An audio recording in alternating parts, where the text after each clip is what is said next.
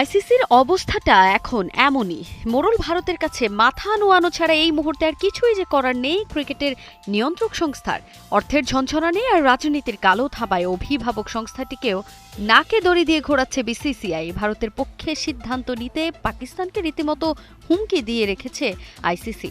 ভারতের বিপক্ষে ম্যাচ বয়কটের সিদ্ধান্ত নেয়ায় এবার হয়তো বড় রকমের শাস্তিও পেতে যাচ্ছে মহসিন নাকভির পিসিবি। আসতে পারে আইসিসির সদস্যপদ বাতিলের মতো সিদ্ধান্ত। ফোর্স ম্যাজেউর নীতিতে ভারতের বিপক্ষে ম্যাচ বয়কটের সিদ্ধান্তের পর একের পর এক হুমকি পিসিবিকে দিয়ে যাচ্ছে ক্রিকেটের নিয়ন্ত্রক সংস্থা। কিন্তু অভিভাবক সংস্থা কি করতে পারে এমনটা? নীতি নির্ধারকদের পক্ষপাতদুষ্ট আচরণের কারণে চাপের মুখে আছে পাকিস্তান ক্রিকেট বোর্ড। আইসিসির এমন আচরণের সমালোচনা চলছে পুরো বিশ্ব জুড়ে। নিয়ন্ত্রক সংস্থার সাবেক চেয়ারম্যান এহসান মানিও এই অবস্থানের সরব। কোনোভাবেই আইসিসির এমন আচরণ মেনে নেওয়া যায় না বলে মন্তব্য করেন তিনি। সম্প্রতি রেব স্পোর্টসকে দেয়া সাক্ষাৎকারে মানি বলেন, পাকিস্তানের ভারত ম্যাচ বয়কটের সিদ্ধান্ত মূলত আইসিসি ও বিসিসিআই তাদেরকে যে অসম্মান করেছে তারই বহিঃপ্রকাশ। কথা বলার বদলে হুমকি বা কঠোর অবস্থান কখনোই সমাধান এনে দেয় না। ক্রিকেটের অভিভাবক হিসেবে আইসিসির এমন অবস্থান ন্যাক্কারজনক।